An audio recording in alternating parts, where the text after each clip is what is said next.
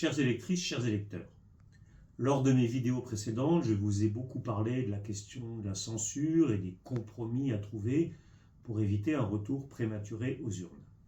Alors que se déroule aujourd'hui un mouvement social important, je voudrais cette semaine vous parler des débats de fond qui se nouent autour de cette affaire de budget. Le premier débat de fond, c'est celui de l'ampleur de la réduction des déficits, ce qu'on appelle la trajectoire des finances publiques.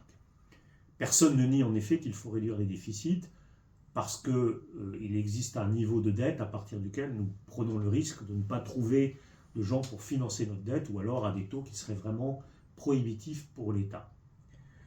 Mais la difficulté d'une réduction trop brutale des déficits, c'est qu'elle pénalise les revenus, des aides, des subventions qui contribuent à la consommation des ménages ou à l'investissement des entreprises, donc aux recettes de l'État et donc finalement à la réduction des déficits.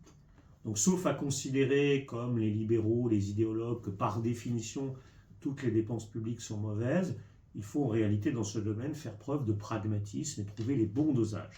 Là où François Bayrou proposait 44 milliards de baisse des déficits, le Parti socialiste par exemple propose moitié moins, 22 milliards, qui pourraient nous permettre de repasser en dessous de la barre des 3% d'ici 2030, mais sans tuer au passage l'économie française. Le deuxième débat, le plus sensible politiquement, c'est celui des modalités de la réduction des déficits.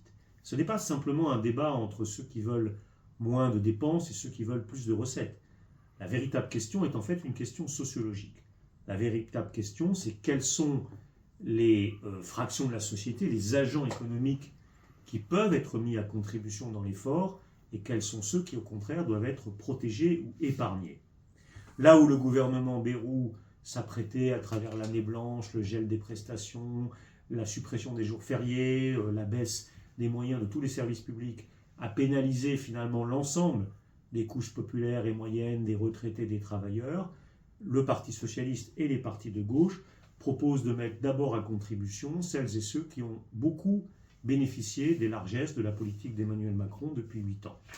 Côté réduction des dépenses, nous proposons par exemple d'aller chercher du côté des niches fiscales ou des dispositifs qui servent à l'optimisation des grandes entreprises ou à contourner par exemple l'impôt sur les successions. Et puis côté recettes, c'est bien connu, nous proposons de mettre en œuvre la fameuse taxe Zuckman qui consisterait à taxer à 2% le patrimoine des 0,01% de familles françaises qui ont plus de 100 millions de patrimoine, ce qui rapporterait au passage près de 15 milliards d'euros et qui permettrait d'ailleurs de financer au-delà de la réduction des déficits une mesure de pouvoir d'achat en faveur des plus modestes à travers la réduction de leur CSG. Bref, je n'entre pas dans tous les détails de ces propositions. Ce que je veux dire par là, c'est que d'autres options existent. Il n'y a pas qu'une politique budgétaire possible. Et d'ailleurs, les Français le savent.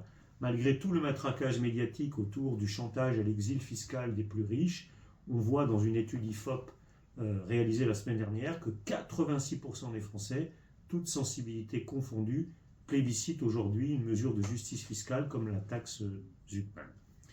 Alors j'espère tout simplement que le nouveau Premier ministre, contrairement à ses prédécesseurs, saura sortir des tabous de la politique macroniste, saura avoir l'intelligence de la situation, saura tenir compte aussi de cette demande du pays pour donner toute leur place dans le prochain budget à ces idées alternatives.